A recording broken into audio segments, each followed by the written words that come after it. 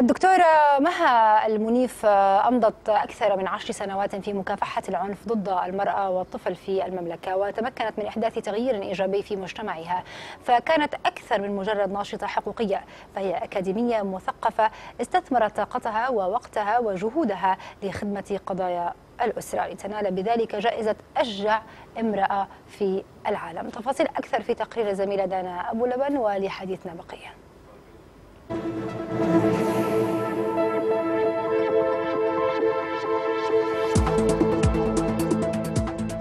الدكتورة مها المنيف اسم غني عن التعريف في مجال حقوق المرأة والطفل، طبيبة سعودية حاصلة على البورد الأمريكي في مجالات عدة متعلقة بالطفل، منها طب الأطفال وإيذاء الأطفال وأهاليهم وغيرها من الشهادات التي منحت المنيف الخبرة الأكاديمية لكي تكون أكثر بكثير من مجرد ناشطة تدافع باستماتة عما تؤمن به.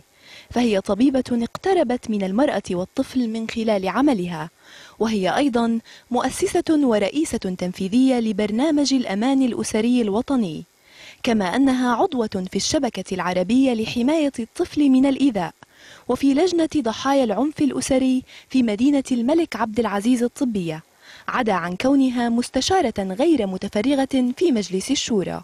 لقد أمضت المنيف أكثر من 10 سنوات وهي تكافح العنف الأسري وتعرف به من خلال حملات توعوية مكثفة، وهي لطالما طالبت بضرورة إنشاء وزارة للمرأة والأسرة وبسن قانون لمعاقبة المتحرشين والقضاء على ظاهرة العنف الأسري. وتكليلا لنجاحات المنيف وجهودها الراسخة التي لا تكل ولا تمل، والتي أسهمت في إحداث فرق وتغيير إيجابي في المجتمع السعودي، قررت وزارة الخارجية الأمريكية الشهر الماضي منحها جائزة أشجع امرأة في العالم إلى جانب مجموعة من النساء من حول العالم، فكانت بذلك العربية الوحيدة التي تحظى بالجائزة. إلا أن المنيف لم تتمكن من الحضور بنفسها لتسلم الجائزة، فارتأى الرئيس الأمريكي باراك أوباما أن يسلمها الجائزة بنفسه خلال زيارته الرسمية للمملكة منذ حوالي أسبوع، كي تنال المنيف التكريم الذي تستحقه، مثنيا على جهودها ومؤكدا بأن العالم أجمع يفخر بما أثمرت عنه إنجازاتها.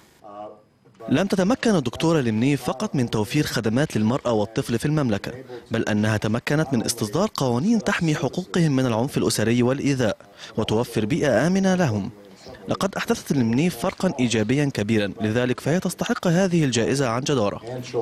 الدكتورة مها المنيف امرأة سعودية حطمت الحواجز والعقبات، ووضعت نصب عينيها هدفا واضحا ومحددا، لم تثنيها أي انتقادات أو عوائق اجتماعية، لتكون صورة لدى العالم عن المرأة السعودية القوية المثقفة والحريصة على مجتمعها القادرة على التغيير.